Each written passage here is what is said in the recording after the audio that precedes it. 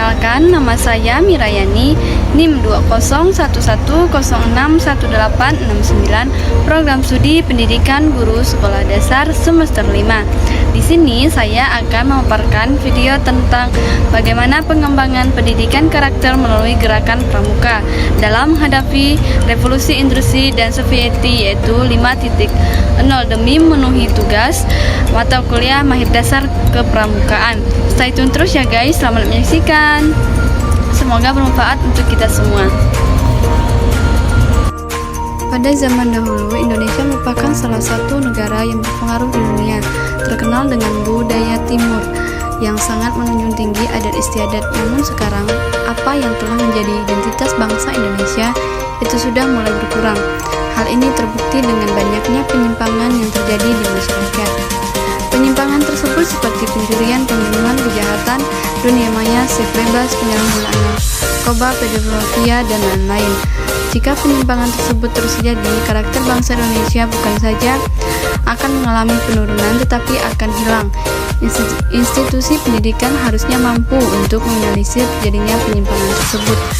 Hal ini sejalan dengan pendapat Ki Hajar Dewantara dalam Sasmani dan Haryanto pada tahun 2012 halaman 8 yang menyatakan bahwa pendidikan merupakan upaya yang harus dilakukan untuk dapat menumbuhkan budi pekerti pikiran dan tubuh anak.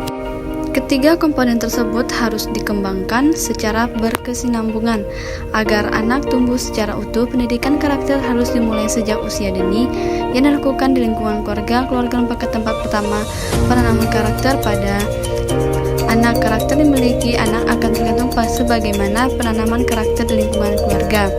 Selanjutnya di lingkungan masyarakat memiliki peran penting dalam penanaman pendidikan karakter. Pendidikan juga dapat dilakukan di lembaga pendidikan baik formal maupun informal. Dalam pendidikan formal, pendidikan karakter dilaksanakan melalui kegiatan pembelajaran di kelas dalam mata pelajaran, khususnya dalam mata pelajaran pendidikan kewarganegaraan dan pendidikan agama.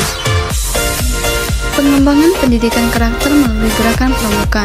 Pengembangan pendidikan karakter melalui gerakan pramuka di SD. Rencana pengembangan pendidikan karakter melalui kegiatan kepramukaan di program kegiatan yang telah direncanakan oleh pembina yang telah disesuaikan dengan isi kurikulum kepramukaan, yaitu SKU atau syarat kecakapan umum dan SKK yaitu syarat kecakapan khusus. Di dalamnya beberapa karakter yang harus diharapkan yang dapat ditanamkan kepada peserta didik dari beberapa karakter yang ada.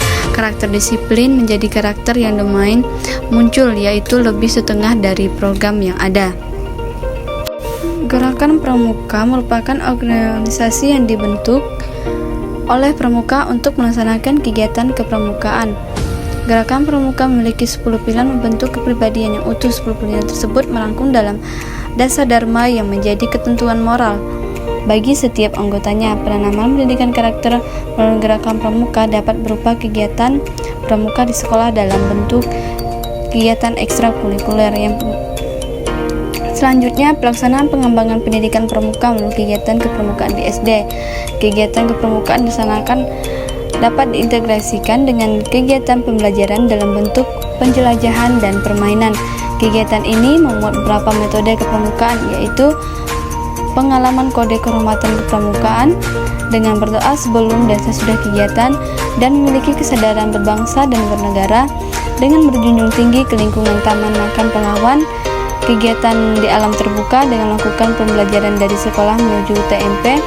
Selanjutnya, belajar sambil melakukan dan kegiatan menarik dan menantang dengan peserta didik terlibat langsung dalam kegiatan pembelajaran, yaitu mengecat bambu dan permainan.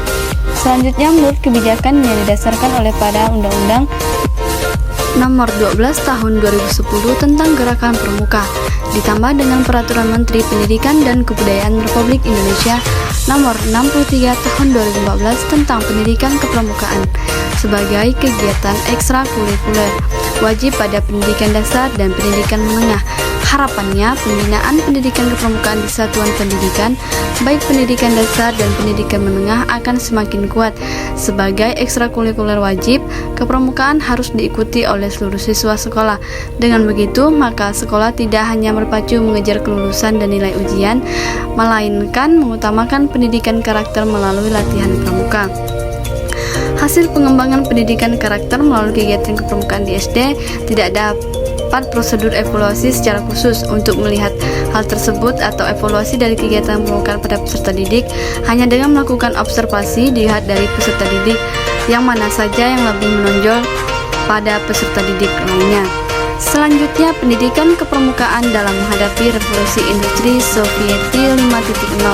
Konsep Sovieti 5.0 muncul pada tahun 2015. Jepang Abrau tahun 2018 dalam inisial politik nasional strategis Harmayama 2017.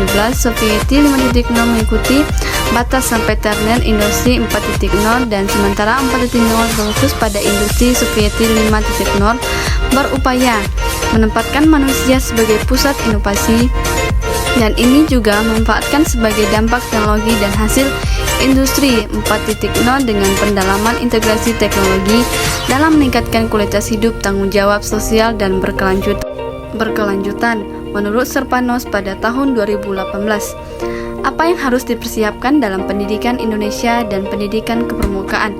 Yang pertama yaitu harus memiliki 5 kemampuan di era revolusi industri 5.0.